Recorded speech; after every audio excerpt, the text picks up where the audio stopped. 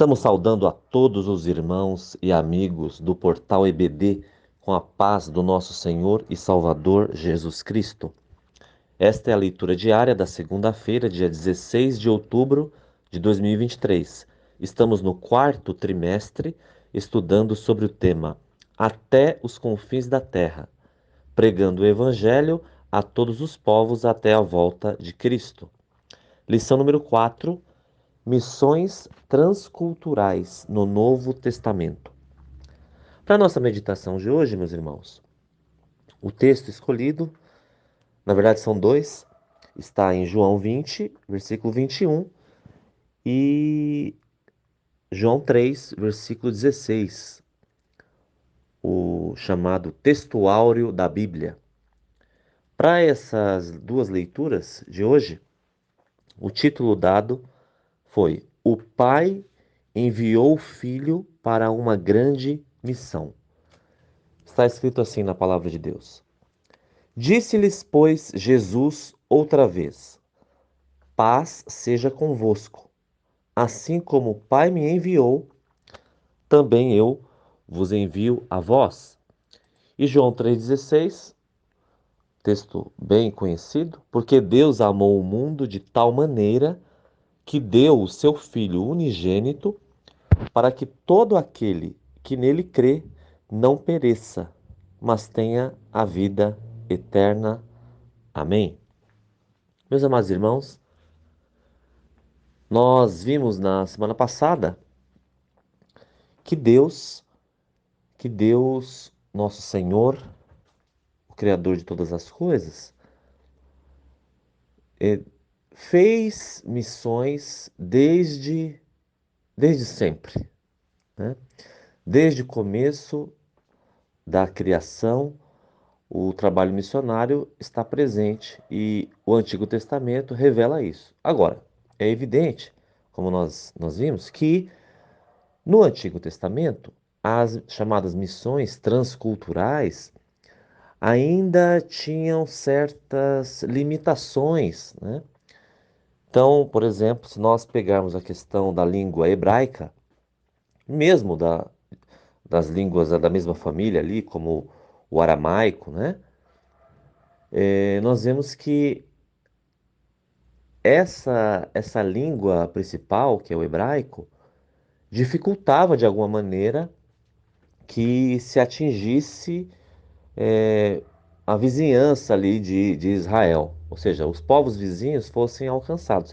Era uma dificuldade porque o hebraico era uma língua falada, é, assim como o aramaico, majoritariamente por aquele povo de Israel, certo? Tanto que a obra mais importante escrita em hebraico, até os nossos dias, é a Bíblia Sagrada, né? Em especial, no caso, o Antigo Testamento. Agora, quando nós chegamos então ao Novo Testamento, as coisas mudam de figura, mudam de patamar, porque agora a língua usada para a redação do Novo Testamento, né, a língua que era falada por todo o mundo civilizado de então e conhecido da época da redação do Novo Testamento, essa língua era a língua grega, né? A língua grega, então, era a que facilitaria e que realmente facilitou a divulgação, a propagação, o espalhamento do Evangelho. E assim, então, as missões ganham uma nova dimensão, uma nova oportunidade, uma nova categoria, né? Então, nesse sentido é que no Novo Testamento as missões transculturais ficam mais evidentes. Não é à toa, então, que o texto que nós lemos aqui mostra, aliás, os dois textos mostram esse envio do Deus, do grande Eu Sou, o envio que ele faz do seu filho unigênito, o único filho. E é importante nós já verificarmos para qual missão que o Pai enviou o Filho, né?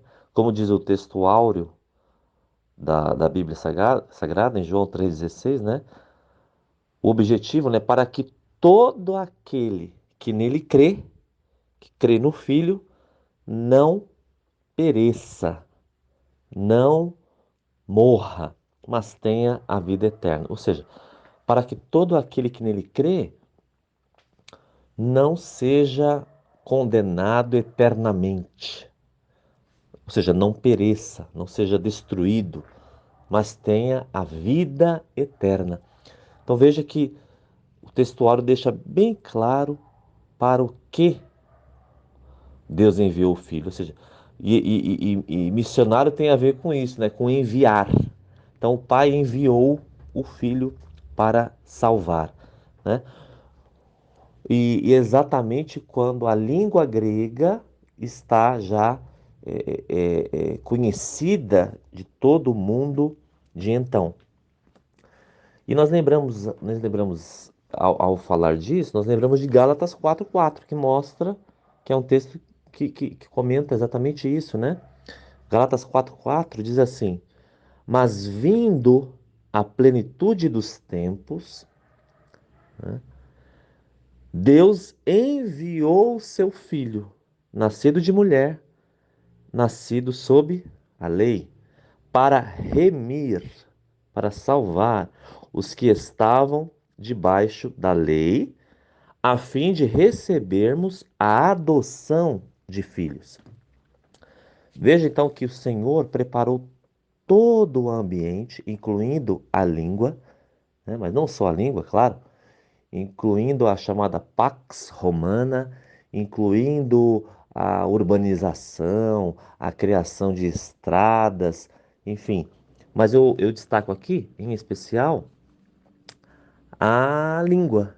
A língua grega facilitou o id, facilitou que a mensagem da salvação na pessoa do Senhor Jesus Cristo pudesse ser com mais, com mais facilidade, com mais possibilidade, pudesse ser espalhada e assim pudesse ser conhecida, né? Quando nós olhamos para Mateus 1:21, nós vemos mais uma vez, veja como a Bíblia é una, né? A mensagem da Bíblia é inequívoca, né? Nós temos lá em Mateus 1:21 a narração sobre o nascimento de Jesus. E aí então, quando vai se falar sobre o nome de Jesus, é dito o porquê, né? Ó, diz assim: E dará à luz um filho, e chamarás o seu nome Jesus, porque ele salvará o seu povo dos seus pecados, ou seja, dos pecados do povo. Então veja que a missão de Jesus, o motivo pelo qual Jesus, o Senhor, o Filho, foi enviado pelo Pai é salvar, é nos salvar, é salvar um povo, é remir, como nós lemos lá em Gálatas 4:4, que é, de novo, João 3,16, para que todo aquele que nele crê seja remido, né? Seja salvo, ou seja, não pereça, mas tenha vida eterna. Graças a Deus por isso, meus irmãos. O Senhor providenciou a salvação e nós somos gratos a Deus por isso. Que Deus abençoe a sua aula, que Deus abençoe a todos em nome de Jesus.